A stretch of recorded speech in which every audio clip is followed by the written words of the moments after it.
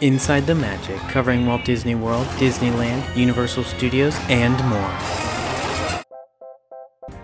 This video is sponsored by our friends at WDW Magazine.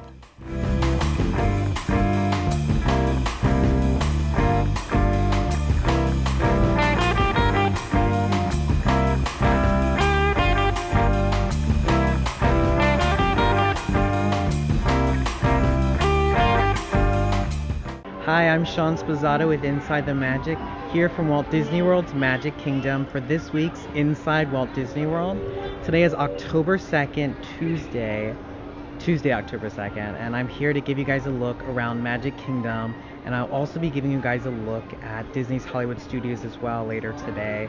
Now, obviously, as you can probably tell, things are a little different this week as I am in front of the camera and not behind it, and we're trying to just give you guys a new fresh perspective and look as I journey around Walt Disney World. So please join me as I take this new journey with you guys as well, in front of the camera and not behind it. but yeah, so anyway, for anyone who's new to the channel, Inside the Magic, welcome. Here we cover everything Walt Disney World, Disneyland, Universal Studios, Orlando, and Hollywood, and really just everything theme park related. So if that's something that interests you, please be sure to subscribe and to follow along with us as we hopefully give you guys a look at amazing things from all over the world. But yeah, so anyway, thank you so much for tuning in, and please sit back and relax as I take you guys around Walt Disney World. I'm now outside of Cinderella Castle here at Magic Kingdom, and I'm here specifically to talk about some different celebrations that happen here all the time. For those of you who have never visited Magic Kingdom before, here is where you can see the different fireworks shows, the Festival Fantasy Parade, and one specifically, which I'm talking about today, the Move It, Shake It, Dance, and Play It Street Party, which does happen here every single day at Magic Kingdom. And in fact, for those of you who don't know, this show actually originated back in 2014, and it's been running here ever since. It starts on Main Street, USA, with a bunch of different floats full of all of your favorite characters, and then it kind of makes its way up the street until it gets to the hub right outside of Cinderella Castle.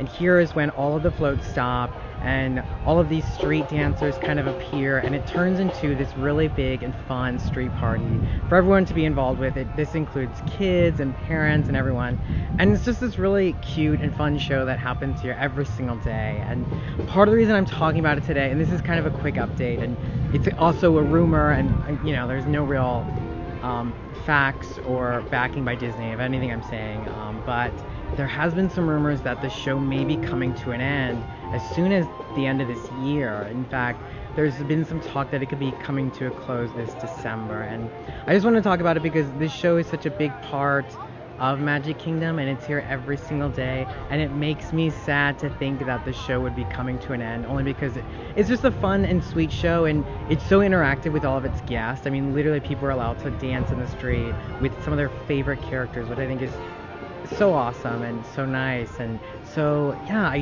don't know. I don't know if it's true. I personally like to think it isn't true. Again, it is only a rumor, and you know, there's no facts that I'm stating about this. There's no announcements by Disney, but I did just want to talk about it really quickly, trying to give you guys just like an understanding of what people are talking about. And so if it were to happen, it wouldn't be such a big hit. But yeah. For my next stop, it's now time for my sweet of the day, which for those of you who do follow along with this series, you're probably used to me eating some type of sweet around the Disney parks. And today I'm here at the Main Street Bakery to give you guys a look at the Not-So-Posion Apple cupcake. And I actually just finished it, but I'm giving you guys a look at it now. This was footage I did take prior to me consuming the entire cupcake by myself, might I add. But just to kind of give you guys a backstory about this cupcake, it's made with a mix of buttercream, caramel pecans, and then also a spiced red apple cupcake. Just the actual cake is spiced red apple flavor. But with tax, it does come to a little over $7, which is a little steep for a cupcake. But again, it is a jumbo cupcake. It's actually technically the size of 2 cupcakes. Fun fact for you.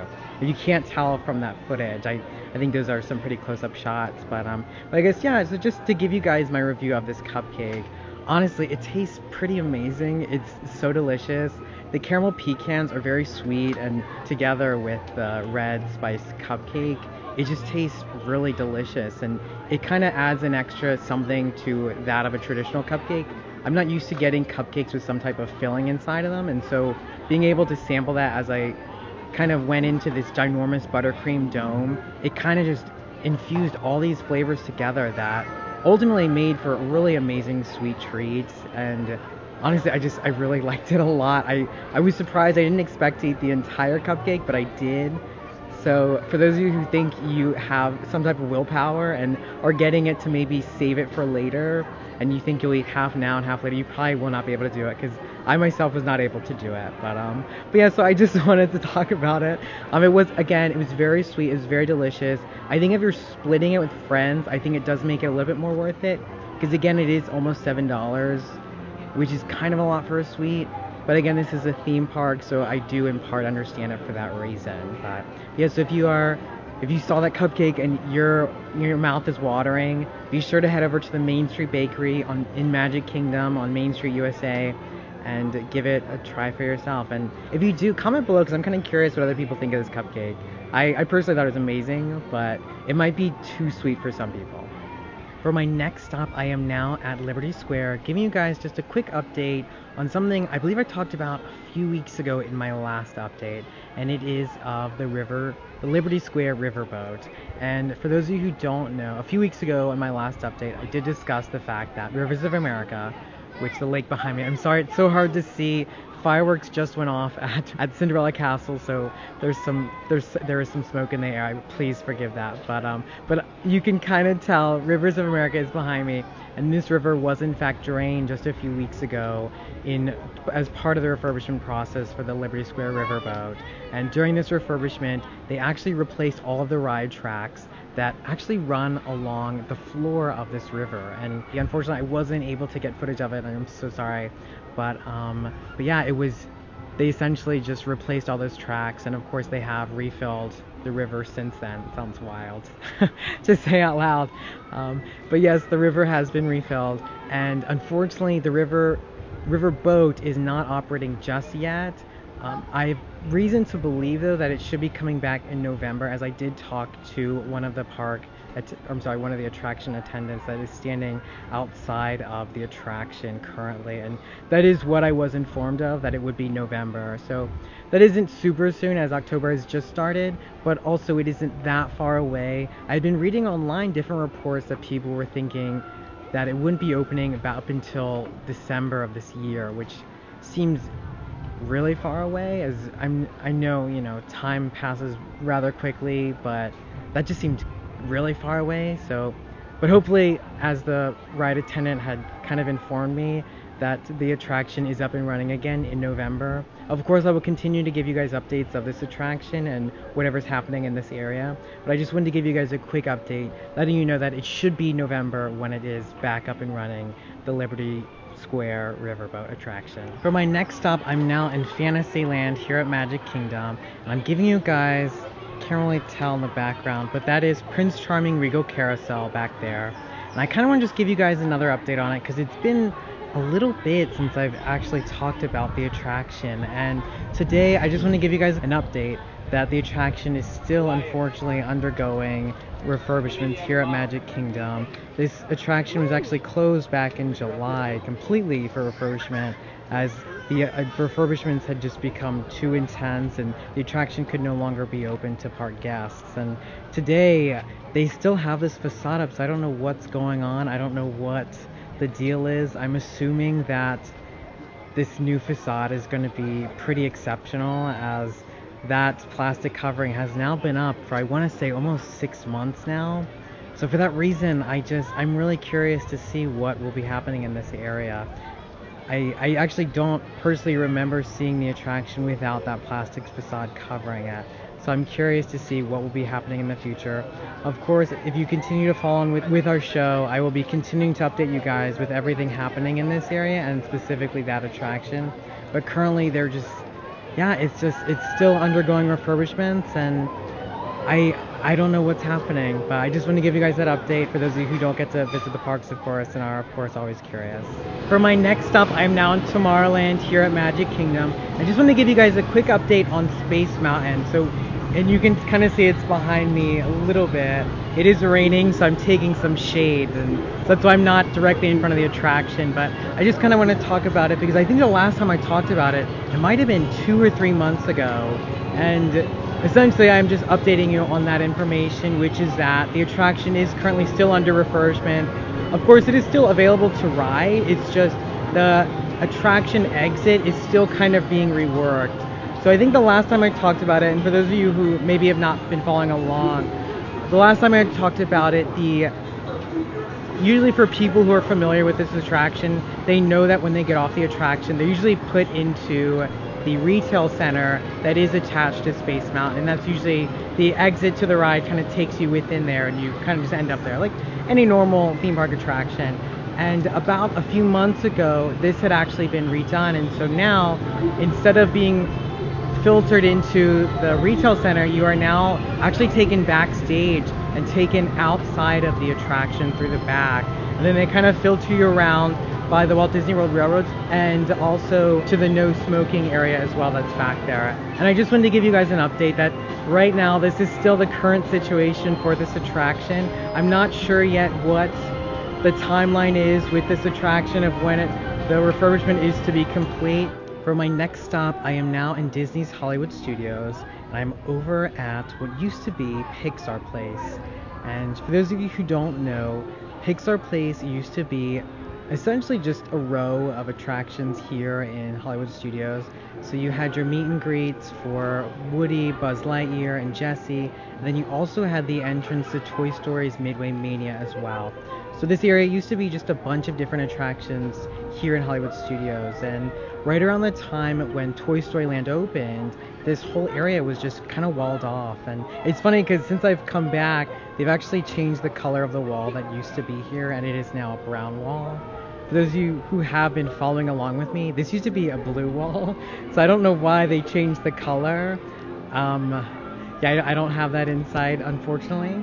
But just a fun fact, as I'm giving you this update, I had to, of course, talk about that. But yeah, so as of what's happening in this area, I'm not entirely sure. Part of me would like to believe that this area is now being transformed into part of Star Wars Galaxy's Edge, only because it would make, honestly, a lot of sense. Now that Toy Story Land's open, all of the attractions that used to be in this area have now since been moved into Toy Story Land. And so for that reason, there really is no real reason to keep this as Pixar Place. And so for that reason, I understand why there's probably a good reason that this area will never again be Pixar Place. And in all honesty, there's a very good chance that it is now part of Star Wars Galaxy's Edge. Again, that's not confirmed. I don't have any confirmation by Disney, but my best guess is that this area is probably now part of Star Wars Galaxy's Edge. And so I'm curious to see what comes of this area, and we probably won't really have an idea until Star Wars Galaxy's Edge comes close to opening, which again won't be till next year. But I just, of course, want to give you guys an update on this area and show you that the wall is still up. It has changed colors, which is exciting. But yeah, not much is really going on over here. A lot of pockets on his pants. Oh, yes. I don't like to carry things in Hollywood. No. I like this man also because he's also a man that's not afraid to wear a purse in public. Thank you so much. That's lovely. It's a man with a purse. It's a nurse. Oh. I hear they're waterproof. They're submersible. Ladies and gentlemen, here in Hollywood Land, we are celebrating over 500 years. Can you believe, where is the time going? It's only as 10 minutes have passed, but it feels like a lifetime. Oh my goodness, and right over here, we got to check it right over here with this young lady who's holding my calls, literally holding my calls right now. Darling, what is your name? Lily. Lily's from the valley, everyone. That's right, Lily is here.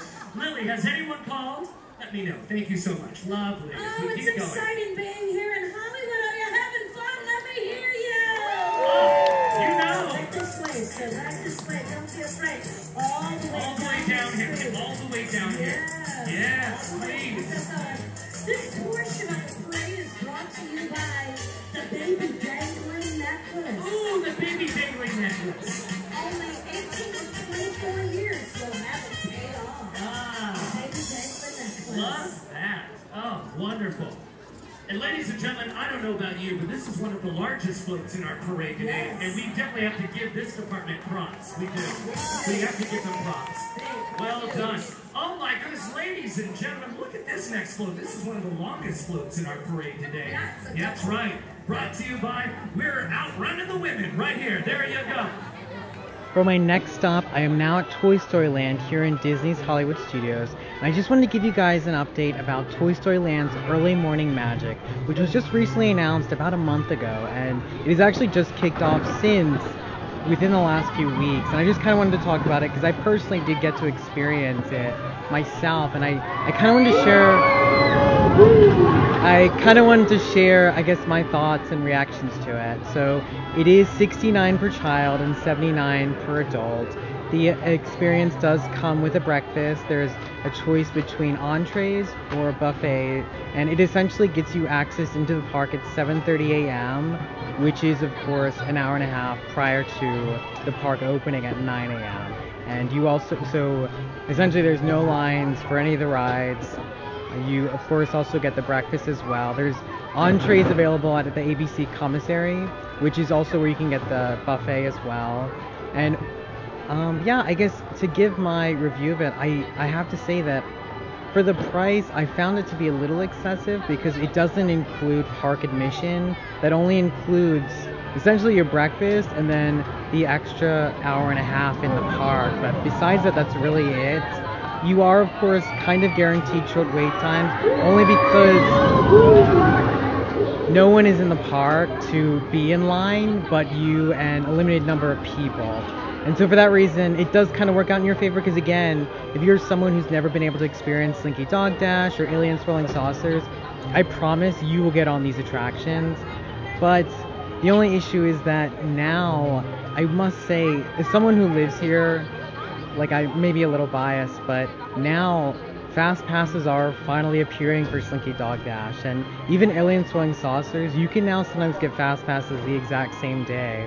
Or sometimes you can even just wait in the line, as sometimes it's as little as 40 to 45 minutes. And so I think for that reason, yes, it is a great experience, the Toy Story Land Early Morning Magic, but at the same time, I feel like it may not necessarily be worth it for everyone. I think if you're someone who has more money available to you and you're just looking for a VIP exclusive experience to some really awesome attractions, then I definitely think it's worth it. And again, you do get a really good buffet as well as choices from some pretty awesome entrees as well.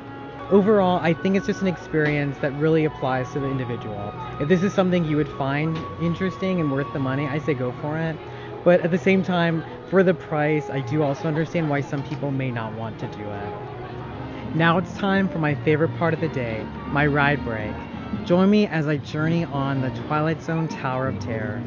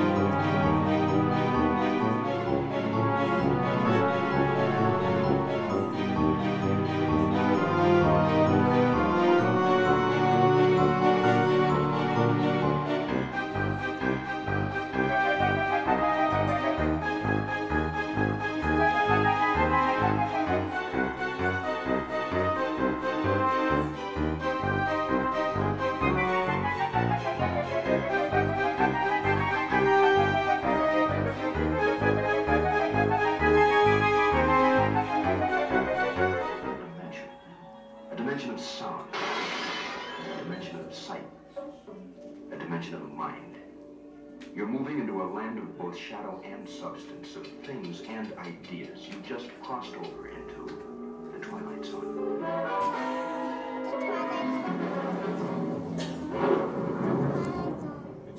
Hollywood, 1939. Amid the glitz and the glitter of a bustling young movie town at the height of its golden age, the Hollywood Tower Hotel was a star in its own right, a beacon for the show business elite. Now, something is about to happen that will change all that.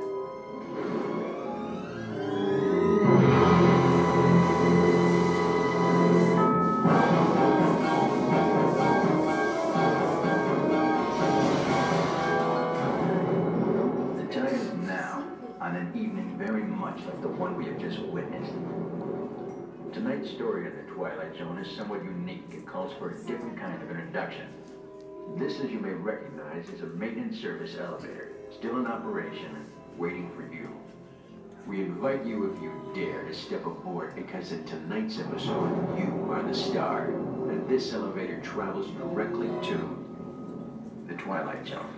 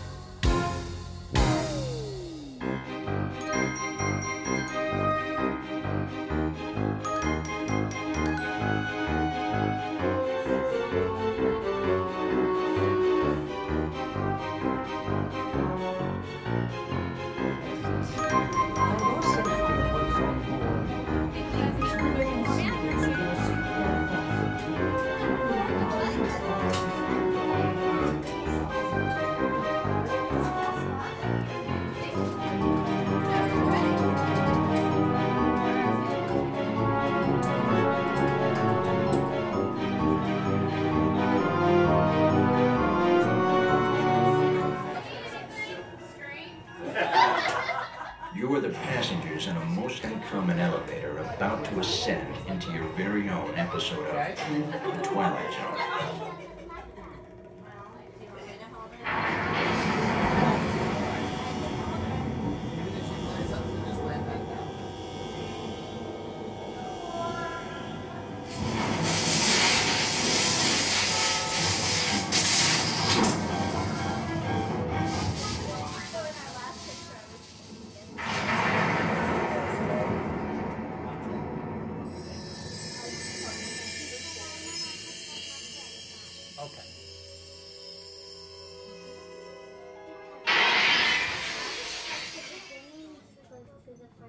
One stormy night long ago, 5 people stepped through the door of an elevator and into a nightmare. That door is opening once again, and this time, it's opening for you.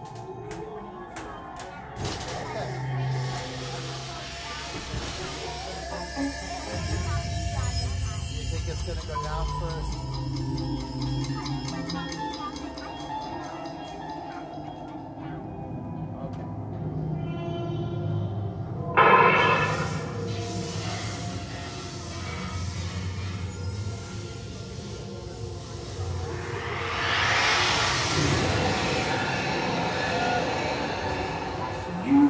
To discover what lies beyond the 5th dimension, beyond the deepest, darkest corner of your imagination, in the Tower of Terror.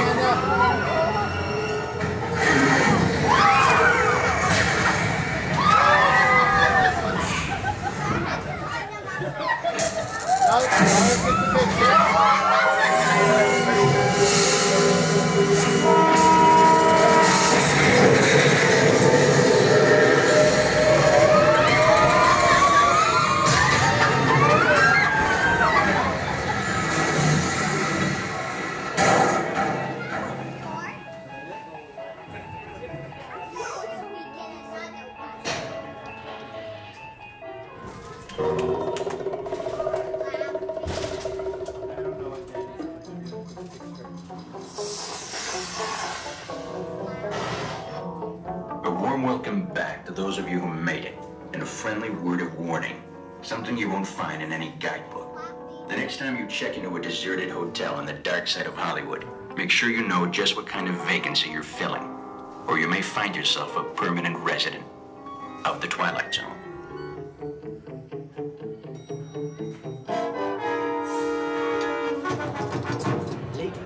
For my last stop of the day, I am now, well actually I'm back in Toy Story Land.